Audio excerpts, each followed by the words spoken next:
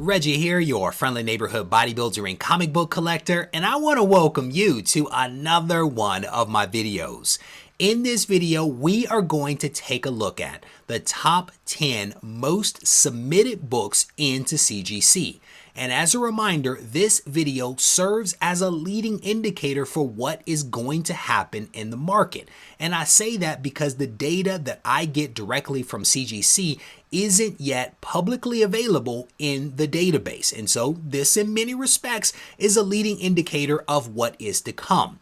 I'm also pleased to announce that this month I was able to get some enhanced data from CGC that will allow me to identify specific covers that are being submitted into CGC versus it being a roll-up of all covers under a given title. So I'm very excited about that additional level of visibility that we have.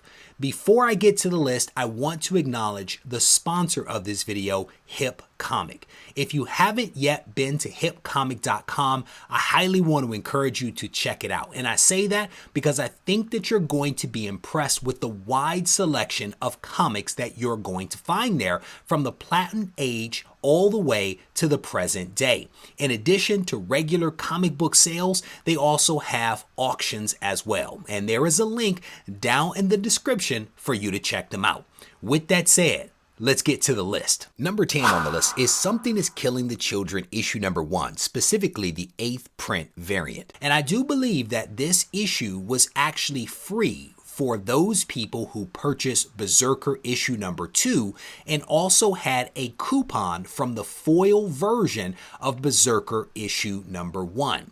At present, the sales data in GoCollect is pretty scant for this book. I will tell you, however, that raw copies are selling on eBay for roughly $9. And I'll also highlight that there are a ton of copies on eBay right now for sale. And there are literally pages of this book right now, again, because I do believe that it was free. The real question for us is whether this book is actually going to have some value in the future north of the cost to get this book cleaned, pressed, and graded by CGC. Only time will tell. Number 9 on the list is the Peach Momoko variant for Alien issue number 1. And last month, I was honestly surprised to see this book on the list.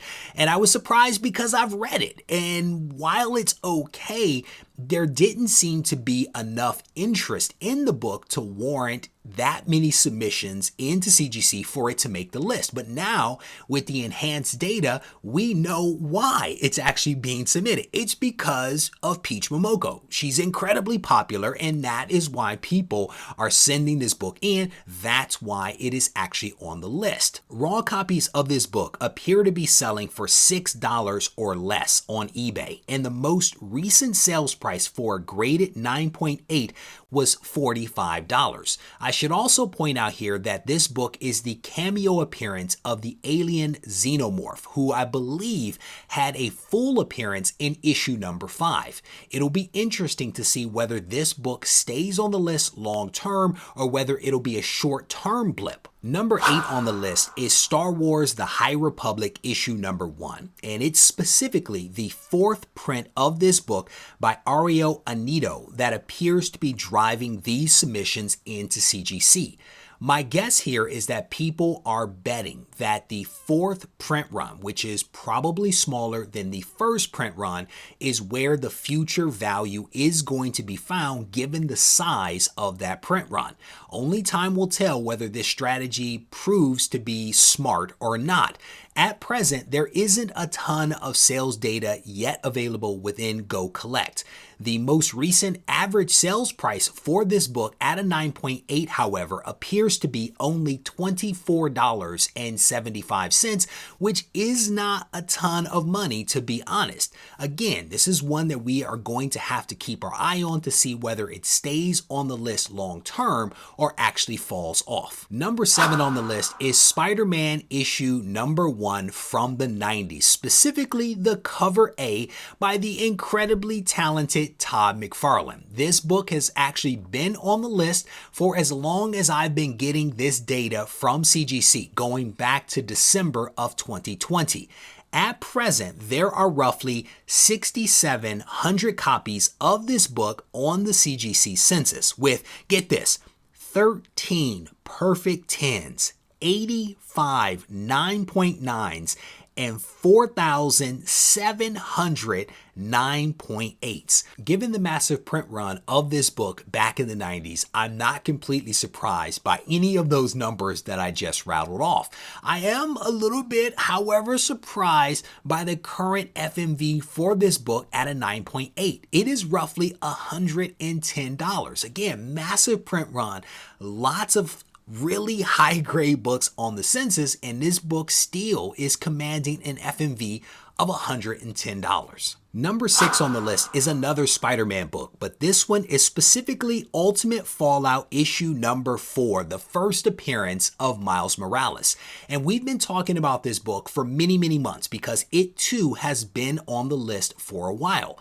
With the enhanced data, what I will tell you is that it appears that the book that we are seeing on the list right now might in fact be the newsstand version of Ultimate Fallout issue number 4.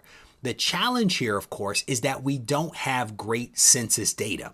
Put another way, CGC doesn't break out a direct comic from a newsstand, so the numbers are essentially blended when you look at the database. At present, there are roughly 10,400 copies of this book on the CGC census, with roughly 3,000 of them being a 9.8. Given the number of books that are on the census, we actually aren't seeing a ton of sales data when it comes to the newsstand comic. The most recent sale of a 9.8 for the newsstand was in June of 2020 for $8,100. And this is definitely one of those books that we want to keep an eye on. Again, I don't know whether what we're seeing this month is a little bit of a blip in the newsstand submissions versus the previous months, which could have been direct editions. Again, with the enhanced data, there's no way to tell, but this is definitely one that we want to keep an eye on. Number 5 on the list, to no one's surprise, is Amazing Spider-Man issue number 55, specifically the Patrick Gleason cover. This book has been on the list since January and appears to have some staying power. It has been as high as number 1 on the list in March and as low as 7th in May. But maybe there is some renewed interest in this book as people continue to submit it in, and it appears to have a price of around $78. This book has been as high as $113, and so it's going to be interesting to see whether it can reach that high water mark again. Number 4 on the list, Department of Truth, continues to make the list month after month after month. And like Amazing Spider-Man issue number 55, this book has had its ups and downs since it debuted on the list in December of 2020. This book held the number 1 spot in April of this year and has been as low as the 17th spot in January. Sales for cover A continue to be pretty robust, given its FMV right around $150. And with all of the excitement around this title and around the creator, I expect this book to be on the list for many months to come. It will, however, be interesting to see what happens with the volume associated with this book. When you look at the CGC database, what you see is that there are roughly 1,700 copies that are in the CGC database at present. And again, it'll be interesting to see how this changes over time. Number 3 on the list is the first of 2 Carnage books to make the top 3. We are specifically talking about Carnage Black, White, and Blood issue number 1. And yes, this is another Patrick Gleason cover. And if you've seen this book in person, you know why it's on the list. It is an awesome cover.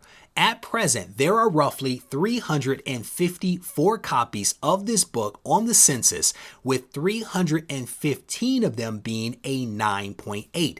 Sales data for this book is pretty scant at the moment. In fact, when you look at GoCollect, there are roughly 6 sales for this book in the database. And at the moment, a 9.8 has an FMV of $60. It's going to be very interesting to see how this might change moving into the future in terms of the volume of books and also the sales price as well. Number 2 on the list is Amazing Spider-Man issue number 361, the first appearance of Carnage. Now, what's a little surprising about this book? Technically, there are 2 surprising things. The first is that there are 20,000 copies of this book in the CGC census. I was not aware that there were that many copies in the database, to be honest with you. But then when you drill down a little bit further, what you see is that there are only 4 9.9s and 0 10s. With that number of books, again, 20,000, I assumed that we would have more higher grade copies of this book on the census, but that does not appear to be the case. And again, maybe you're not surprised by that, but I certainly am. Despite the numbers, a 9.8 still commands a pretty hefty amount of money, with an FMV at $975. Now, what's also interesting here is that, like so many other books, Amazing Spider-Man 361 has a value cliff at a 9.6. The FMV for 9.6 is $450. Again, that's a big drop off from the 9.8. And again, I don't know whether this is going to change in the future, whether we're going to start to see 9.6s actually creep up in value as more and more people might be priced out of the 9.8. Number 1 on the list is Berserker issue number 1, cover A. And as I've said in previous months, I am not surprised to see this book on the list in any way, shape, or form. And I say that for several reasons. First, a lot of retailers wanted that signed copy of Berserker number 1 from Keanu Reeves. And in order to get that book, they had to place orders for 1,000 copies of this comic. And yes, some of those orders were returnable, but a lot of them were not, which means that there are a lot of copies out there.